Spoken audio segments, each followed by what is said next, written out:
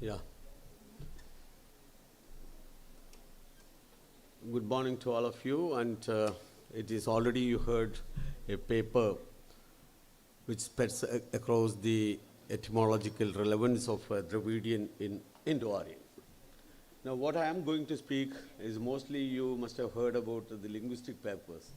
And Sreenath put me in a different situation where they have to talk about anthropological aspects and I have to talk about the genetic aspects. This is a little away, but of course it comes as related to our substantive relation with this Bharatiya Pariwar, some of these new document.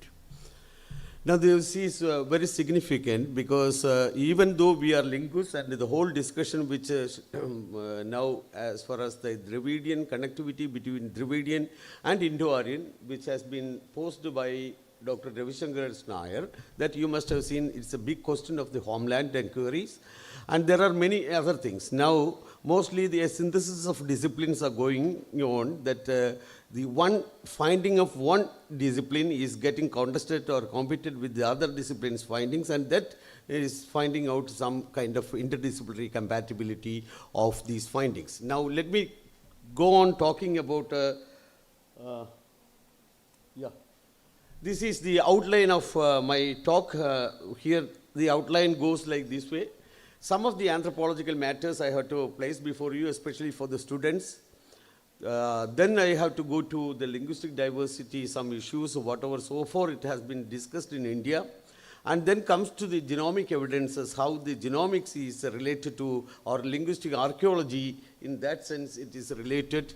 Then the gene-language co-evolution, this is a great principle put forward by geneticists. And now, what kind of results what India can offer to this particular hypothesis? Then, content-induced convergence model. This is what, contact-induced convergence model. This is what my finding. This is what we are going to discuss. Here, we will go on discussing what happened. So, what is the fact anthropologically or anthropological findings on India when you look at? You can see there are a lot of caste and tribe discourses in the colonial era. Some are even within the caste, within the tribe. You can see so many discriminations, so many classification, lot of taxonomies. You can find the whole thing. And then it comes with caste identities, tribe identity. Even within the tribe, you can see hunter-gatherers and even pastoral tribes, so many. So the divisions goes in such a way because it is not that easy for people to go. So something we can see that India, the peopling history of India, which otherwise the academicians have conceived it as many groups. It is not a simple one group. There is no singularity in India. Like the territorial spaces, the classification of the territorial spaces from the coastline to island to the so-called Himalayan belts. Like that way, the settlement patterns also change, the habitat patterns also changes, and this tropicality is well discussed as topographical evidences supporting of the settlement establishments. So this is also a part of that human ecology, that is what otherwise in disciplinary sense it says. So in that way, many communities or many people, many groups are staying. The most important thing is most of them are practicing endogamy. This is what the anthropological understanding of it. And then it goes to say, this anthropological finding, next it goes, Iravadi Karve, she was one of the very famous anthropologists. She has put forward a wonderful idea of, she could at least say around 40,000 endogamous groups in India, but she couldn't actually accept. She has suggested 40,000, or it is not her imagination with a certain logical conclusion she is having, but she couldn't establish all these 40,000. And then it comes to the next classification comes to with the colonial front, and in the colonial front of the 1881 census that you can see, there are census of India.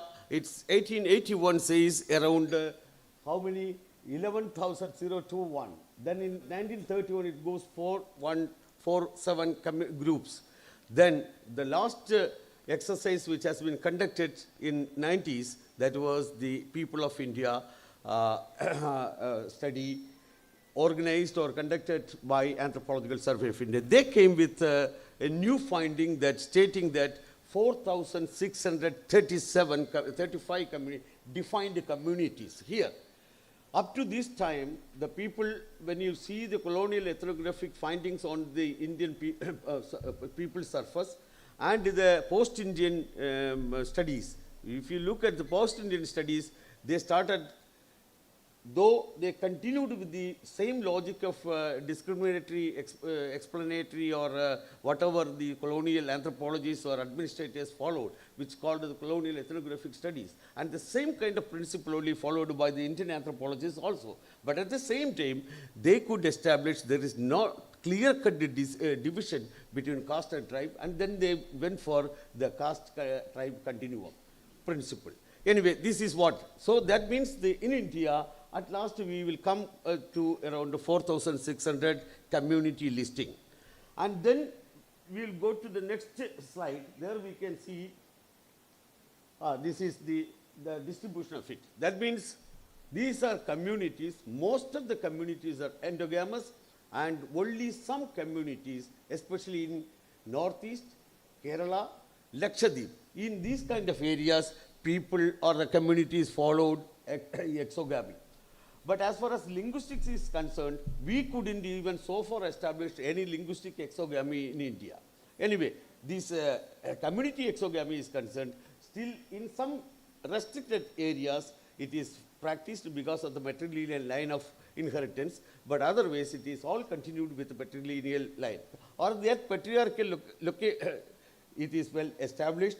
This is what one way of finding of the so-called Indian anthropological realities. And here, many things you can discuss about the people, because anthropology will go with the racial classification made by the ethnographers of the colonial period. They say Caucasoid, Australoid, Negritoid, this kind of classification.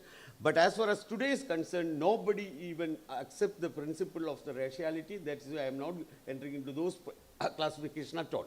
We will go next to the linguistic realities, which way. And now, about this diversity, any Indian records, yes.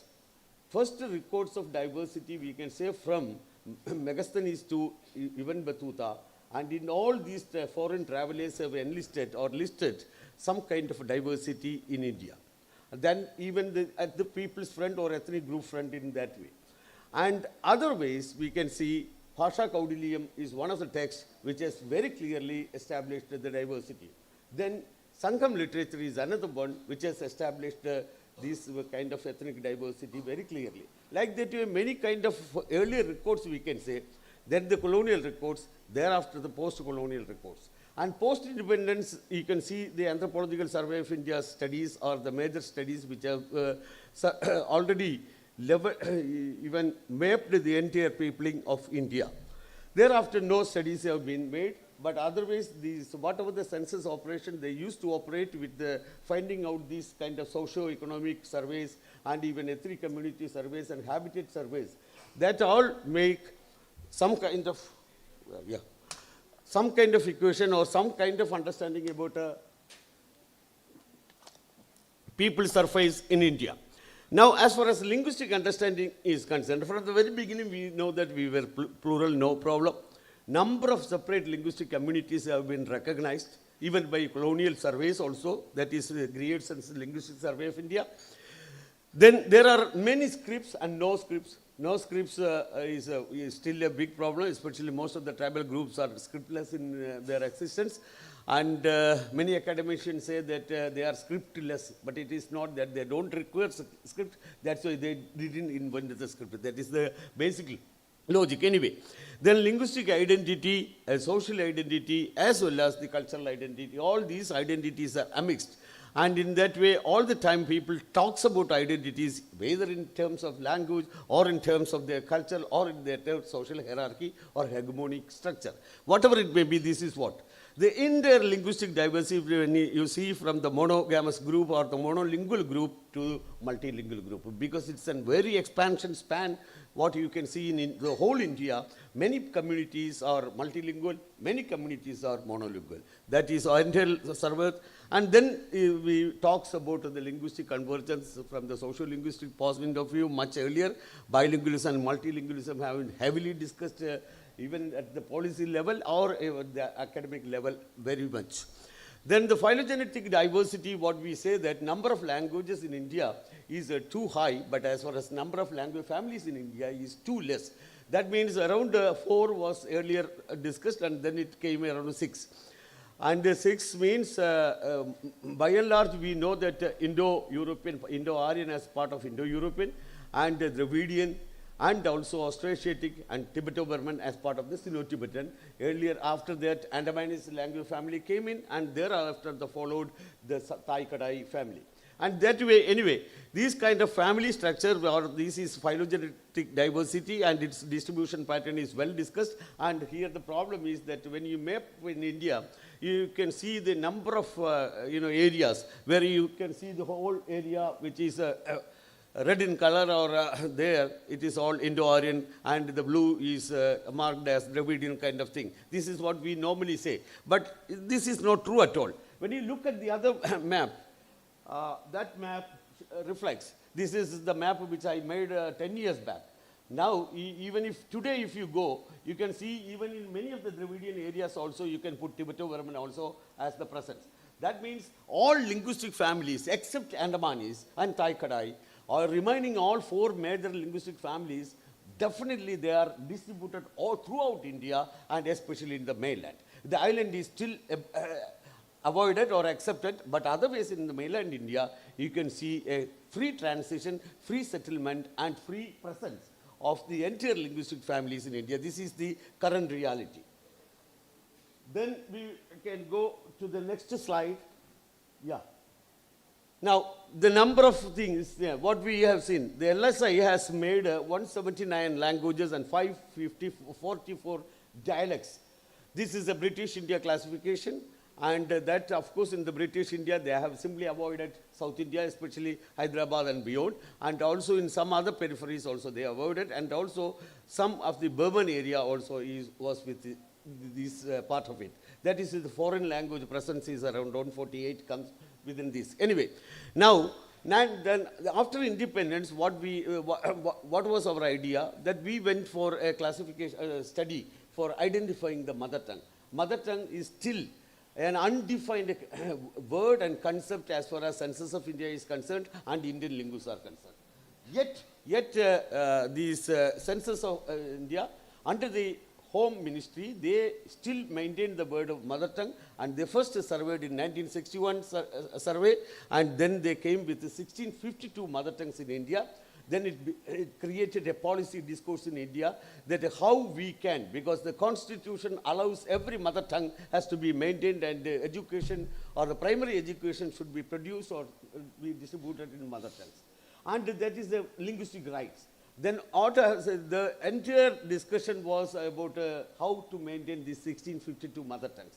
Then ultimately, Home Ministry came out with a wonderful formula by making it very clear that if at all speaker strength doesn't stand with 10,000, then you minus it. That means if any language which is not having 10,000 speaker strength, there is no need to consider it as a language. It was a policy decision, and the entire linguists of India silently endorsed to this decision. And then it came that after from 61, if any language which is not having 10,000 speaker strength were terminated or eliminated or really masked out from the entire linguistic diversity scenario of India. This is what in reality it has happened. Then people of India came with the 325 languages as in-group, used for in-group communication.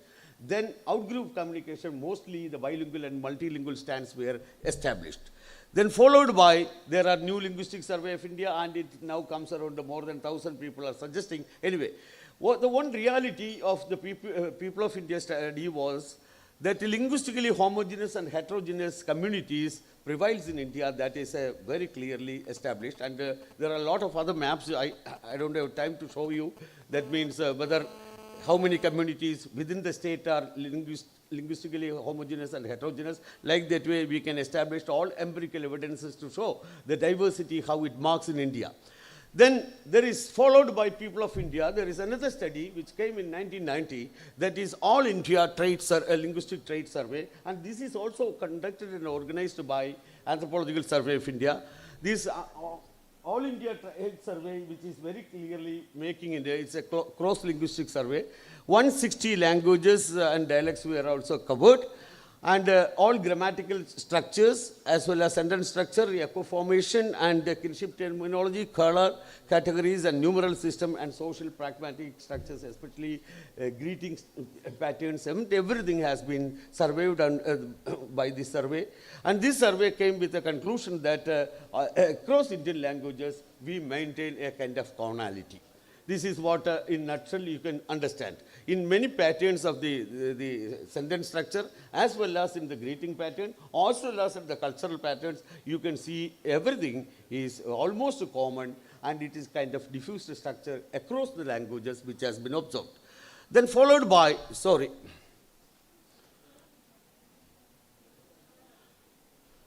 then the third, that means I came already the ethnographic surveys from the tribal caste, then the independent studies of anthropologists from India, and from there I came to People of India survey, and then All India Linguistic Survey, the Linguistic Trait Survey. Then followed, now up to this time, there were a lot of controversies came. You can see, just platform it. First one is the Dravidian versus Indo-Aryan. And people feel that the Dravidian, there was an Aryan innovation theory and all these things. The people were pushed out to Deccan and this and that. Many things came out. And now the reality is simply different, because many other disciplines came nowadays to help whether to accept it or not to accept, or to debate the entire thing. Because this argument of Aryan innovation theory is still in the slippery ground. By stating each of the archaeological finding will come and say that here there was Aryan innovation. The historian comes and says that there is a finding like this. That means no people with their disciplines or their findings are not going for any compatibility check at all. And now this is the time where we get a new science. In 1990, there is a DNA studies, and DNA studies from molecular biology, which started establishing the so-called,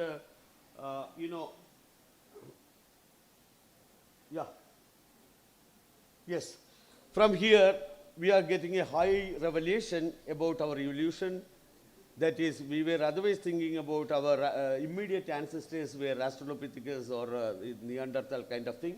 And after this establishing this DNA theory, study, they came with a very clear picture that we are not direct descendants from the Neanderthals. And then we came out from the Africa, the anatomically modern human originated at Africa, and from there the so-called Africans, Europeans and Asians and everything, it's a kind of cluster, and this we call out of Africa hypothesis, which came in 1990, and a single origin of anatomical modern human. So just before that, we were having a paleontological evidences reflecting there is a Java man, there is a Peking man, this kind of that kind of thing. But anyway, we are not accepting these from 90s. We now know that anatomically modern human is coming from the only single area, and that is Ethiopian, the African area, and from the rates. And there were three lineages, you can see. The paternal and both paternal and maternal lineages came out from Africa only, and it is now completely scientifically now approved. Now, at present, this molecular findings is not challenged. Still it is having, because neither paleontology or fossil studies or any other studies couldn't counter these arguments. At present, it can, in future it can be challenged. But anyway, this kind of paternal and maternal lineages, they have found from there, and then the migration route. That means the anatomically modern humans migration is re-established now. Up to that time, we were suspecting many things. The Dravidians must have came from this area, that area. Now, anyway, let us start from the very beginning or from the core. And there you can see there were three lineages originated in Africa, and lineage 1, lineage 2. And these two lineages have not moved out. And the third lineage, lineage 3, has moved through two routes. One to via oceanic groove, or that means the southern hypothesis, real to coastal line, and another one is the Himalayan line. Anyway, first these people came to where the Asia, then Asia, these people moved to Southeast Asia, and then Southeast Asia to Australia. These signatures, the genetic signatures of this entire travel, the entire migration has been completely reported, and it is not challenged yet. Anyway, this particular aspect we have to see, and based on this migration, this is what now we again comes to language. When this genetic identification of communities and their genetic affinities and their relations were established, then immediately came with a question. If a genetic origin, if anatomically modern human originated at a single place, then why can't what about the origin of language? This is what the question parallelly raised. And this parallel question was addressed by Cavalli-Sforza and others. No, nothing to worry. This is also having a coevolution. That is, genomes as well as our understanding of human language is also having a correlation. Now, earlier also this kind of monogenesis and polygenesis, this was a big question of human origin as well as language origin. Simultaneously, there were a lot of discussions about this common origin, that means monogenesis. And monogenesis theory was not approved by science earlier, because they used to say the Australopithecus and other hominids in different locations are identified, including, some people just say that about Narmada man. It was not true. There was no such a kind of, only one skull and a clavicle is observed in Narmada area, and which is nothing to do with the anatomically modern human at all. And it had only some relation with the so-called earlier anthropoids, or that kind of thing we can claim, and it was not absolutely scientifically carbon datedly proved yet. Anyway, let us leave that part. That means India, here, in the whole discussion, India couldn't offer a full skeleton from Indian land to yet to the entire paleontological discussions. Only Africa, the so-called Sri Lanka could already give one skeleton. Now here comes the question of one of the Malayali man, that is Chattambi Swamigal. Chattambi Swamigal raised one observation in his book Adi Bhasha, where he says that the human origin can happen just near to the Sri Lankan land, that means Simhala area, which the Tamilians used to call, it is called Lemuria, or Kumarikandam, it is a submarine area. But now geologists say that there was a drift, and that before the drift, this particular location of the South India was, or the Dravidian land we call today, was a part and parcel of this Gondwanan land. That is why land movement was possible up to Australia. This is what one of the observations, and of course this made, he was talking about, he was actually following the Agastya's some observations, and these Agastya's references he was taking up, and then Chattambi Swami came out with this kind of observation. Because he go on finding out this is the problem, this area is not suitable for human origin, this is not suitable for life, and only suitable area is this is called, scientifically he was trying. But anyway, today's realities are different. This is a kind of past situation, but the geologists now really accepts there was a drift, and in the drift part, automatically these areas of Gondwana has been diverged. This is, I'm just, as part of it I just pointed out. Anyway, Cavalli-Sforza made a parallelism between language origin and also gene. Or now the question we can ask whether any possibility of having, this is what his pictures comes with, that entire linguistic families, different families, and then the gene structure he was placing, and he came with some kind of parallelism he observed, and followed by, there was lot of discussions in the entire gamut of discussions you can see, from different areas. One is that, you see, that is about nostatic. You know nostatic, I think. And by the time I will tell you Ravi also, please compare these terms with the nostatic dictionary, which is available in Dolgoplowski's dictionary, which is a reconstructed dictionary available in the web. Because there, nostratic, Indo-Aryan and Dravidian comes as a single phase they shared. Anyway, now we are coming to this. So many discussions about prehistory. Now, since I don't have much of the time to discuss about the prehistories, then we have to go from the Jones to up to our Dixon. That part I am avoiding here. Now what I am talking about, this nostratic distribution and nostratic thing, and how these kind of family structures are related, and how these gene haplogroups are identified. That way a lot of discussions. You can see too many informations about this particular friend after Cavalli-Sposa's this parallel observation.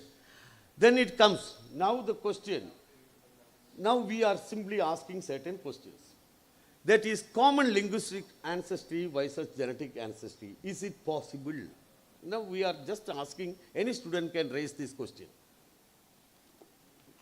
Forget about Cavalli-Sposa or Underhill, whoever it may be, the geneticists have already propagated the idea. Now we are coming out with a certain questions. One, the question is, the problem is, persons have one set of genes. That genes cannot be altered. But persons can have, if you have a language, at any point of time, if you can surrender, you can take another one. No problem at all. Language shift or language replacement is very possible in the human surface. But genetic replacement is not possible. Then how?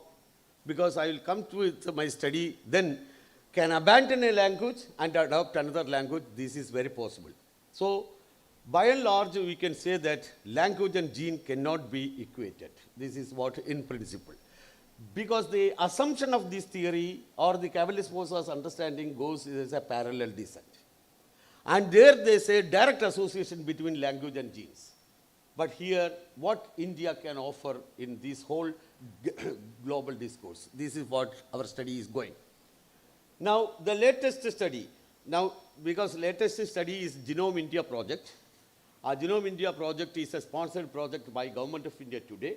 It's more than 10,000 samples were analyzed already, and they are coming with the entire genetic mapping of the entire India, especially for the pharmacological purposes or medicinal purposes. So this is a wonderful project. Now I am coming. Now this is the result. And here itself I have to, from now onwards, I have to make some kind of acknowledgements. Most of the materials which I am using here for this presentation is either from CCMB or from Anthropological Survey of India. So I am grateful to them, and this is my acknowledgement to them. And this is the picture which is from CCMB. Now what you can see that after having the entire study, because in between there was a big study came from Andaman data, and that article came in Science, finding out the most ancient, one of the most ancient M31 and M32 haplogroups identified among the Andaman tribes. So this has made the entire Indian the genomic scene into the global attention. Everybody started thinking, oh, this is the one of the ancient lineage. Now what is the finding of, interim finding is, Indian population genetically having three major composition. One, they say that they are, this is a hypothetical name, don't take that present in North India. This is, there is an ancient North Indian population, and also there is a South Indian, ancient South Indian population. And the present population is the admixture of these two. This is what the finding. So it comprises whom?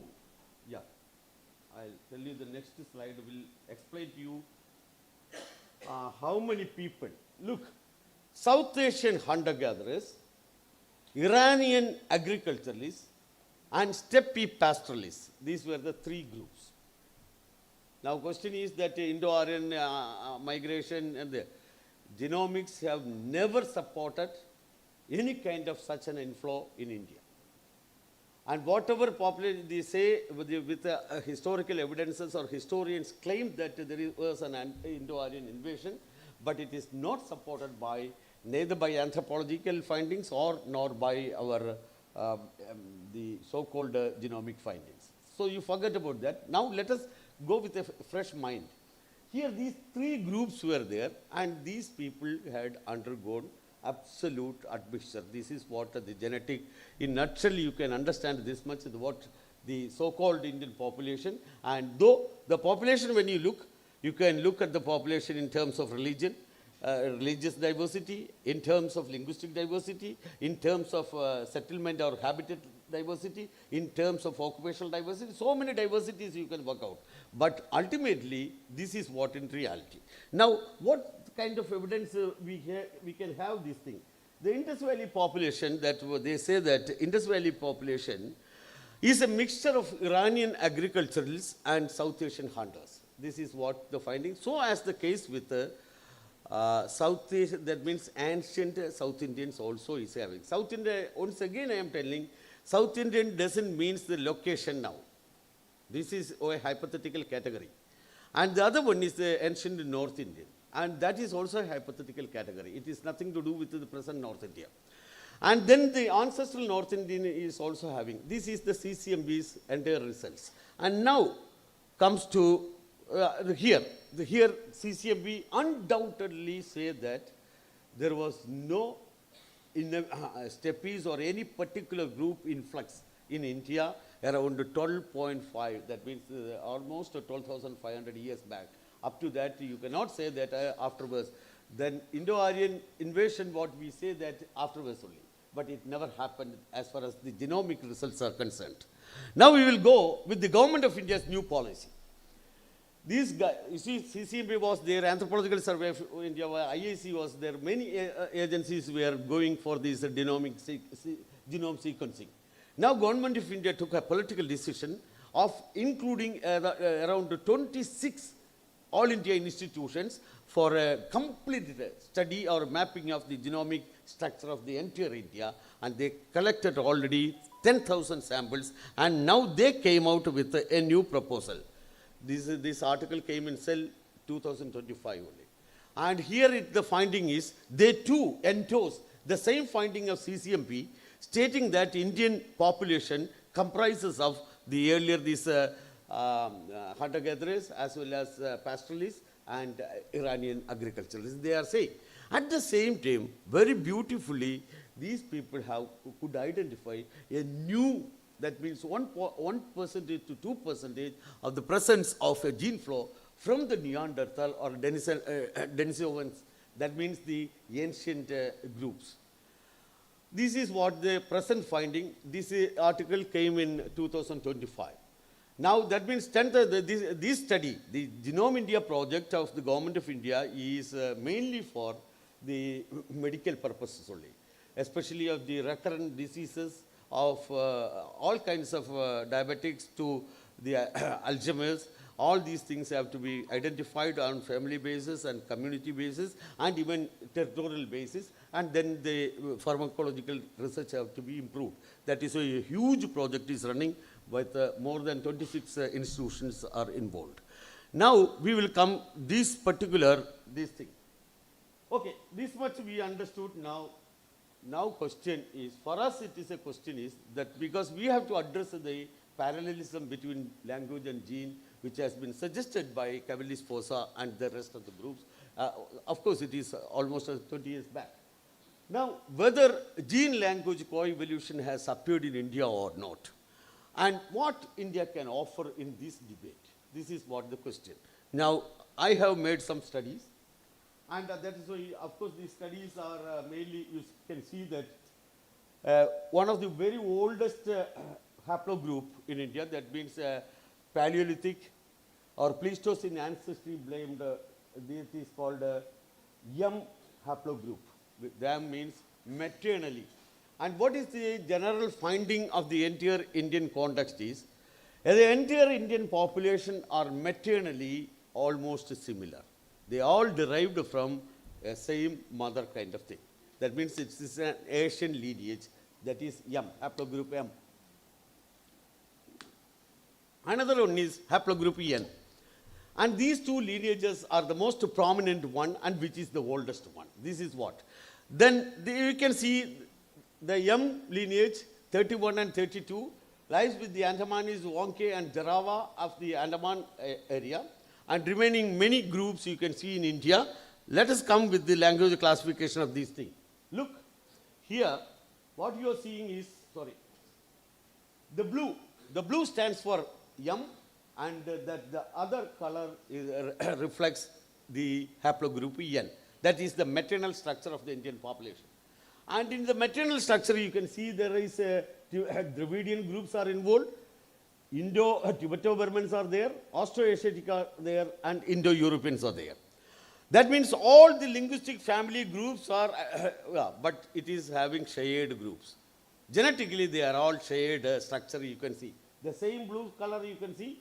The percentage stands with 97 with almost 100 to the Andaman tribes. Only one, there is no admixture at all. But in case of the rest, you can see the presence of the N. That means there are admixture patterns also. And this is the way the maternal haplogroup is having a very common thing in India. And now we can go for the language-based this thing. And this is a very funny thing which you may not be seeing. Blue represents Dravidian, and here that is one M36, M41 and M52.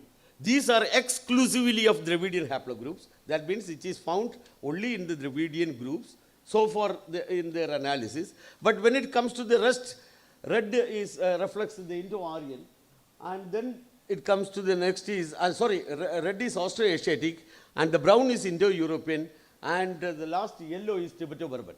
Look at the Tibeto-Burman groups. Some groups are exclusively Tibeto-Burman because that gene is or that haplogroup is not shared. That yellow you can see single lines, but you see the middle lines, everywhere admixture is very visible. Did you get me the point? Because haplogroups are separate, but at the same haplogroup you can see in different groups. That is why most of the Indian population is an admixtured one. And the haplogroup distribution reflects the very same story that cutting across the the linguistic boundaries, the haplogroups are shared. Now the same goes with the other formations.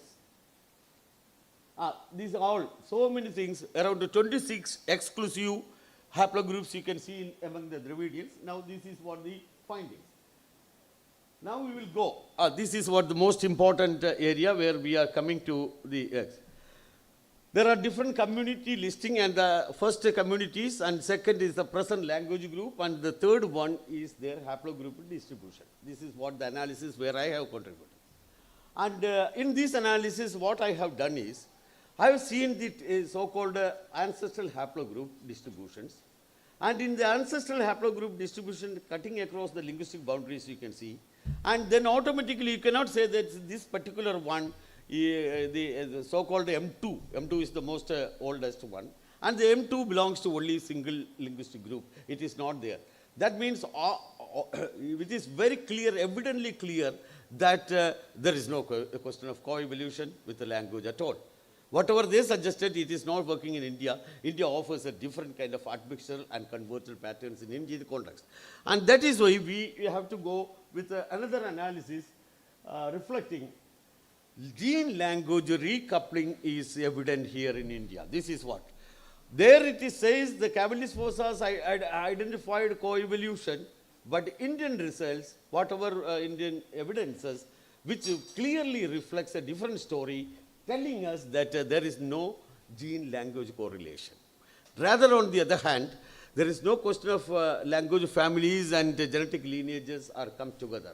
But here the problem comes. All the time, whenever you follow the genomic studies, the genome scientists, they will take blood from a person, then he will ask which language group you belongs to. Oh, Dravidian, Indo-Aryan. This is the way they are. Because these people are not bothered about the language group.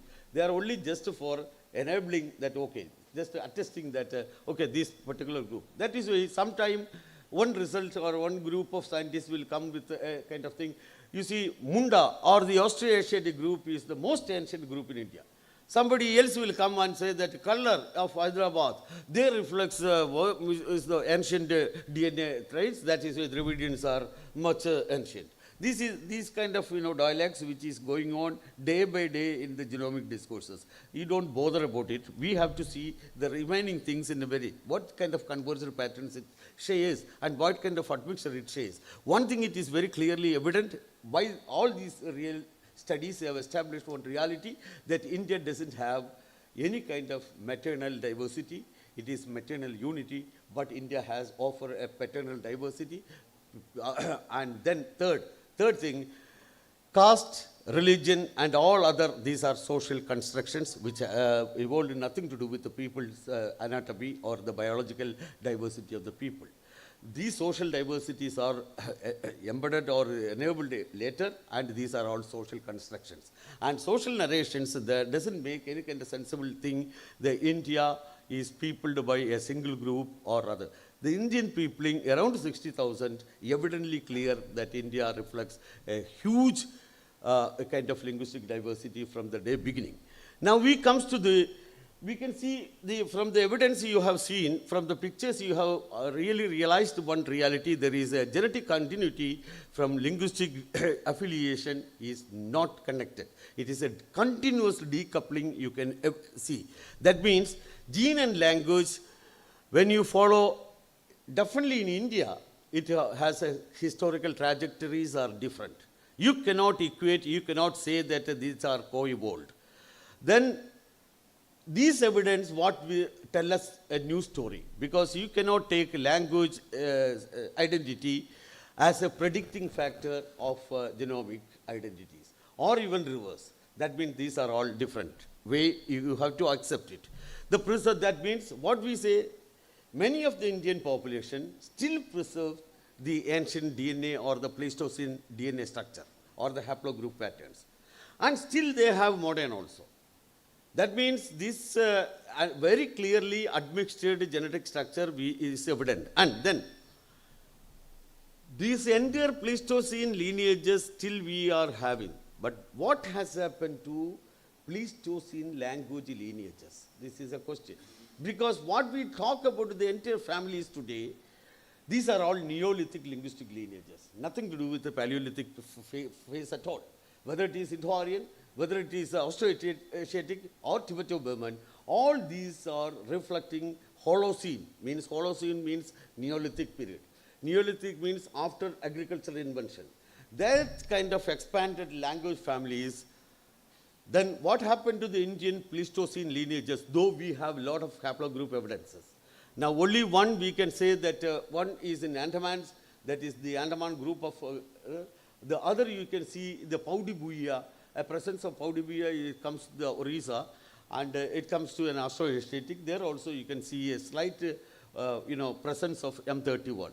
So otherwise it is all geographically separated, or this way, that way, you cannot blame. So Pleistocene lineage, and only one established in Nahali.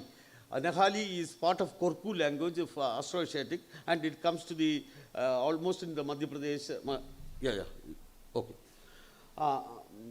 Area only. So there it stands. And that Nahali also nowadays, of course, that is a linguistic isolate. And then Vedda of Sri Lanka. And Nilagiri tribes also, in some literature you can see that they were very old, oldest group in that way. But somehow they are considered as, we have never tried to say that a pre-Dravidian substratum or pre-Dravidian linguistic features are surviving in those groups. But we came with all these are Dravidians kind of colonial corroborated evidences. We still follow it. That India is a very poor predictor as far as deep genetic diversity is concerned. So the co-evolution theory of Tavali-Sposa is challenged by Indian evidences. Now again, decoupling mechanism. What kind of decoupling mechanism? There is a language shift, and of course substrate influence it can. That means populations adopted new languages without significant genetic changes. And also, substrate influence is also there. Visible phonological, lexical, and syntactic evidences definitely reflect a presence of earlier languages. And then assimilation and incorporation, in which expanding linguistic groups absorbed local populations and local languages.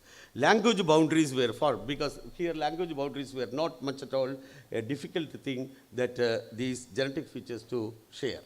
Then linguistic discontinuity of the Holocene, because Pleistocene linguistic continuities are not there in Indian context, but mostly are discontinuous.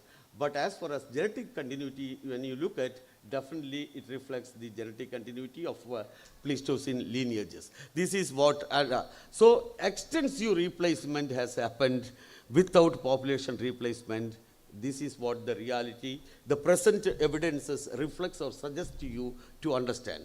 Then at last, not what we have to need rethinking of this particular thing. What we need, actually preserve traces of Pleistocene ancestry in linguistic studies.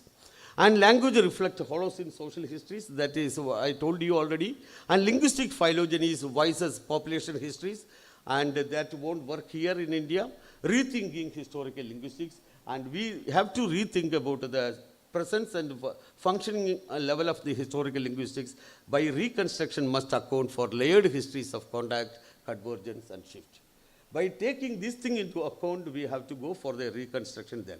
Then gene-language decoupling as a defining structural principle of not only in India, it is the entire South Asian history. Then contact-induced convergence is the model, which we are seeing very thing. That means the typological similarities span across family of languages. It's all because of this thing. And that is why a contact convergence based model is very much required. But here in the contact convergence model, what I say, it is of the very deep rooted one. It is not that very easily we can enter, because it goes in a different way, because evidentially we have not yet discussed about the Paleolithic linguistic lineages.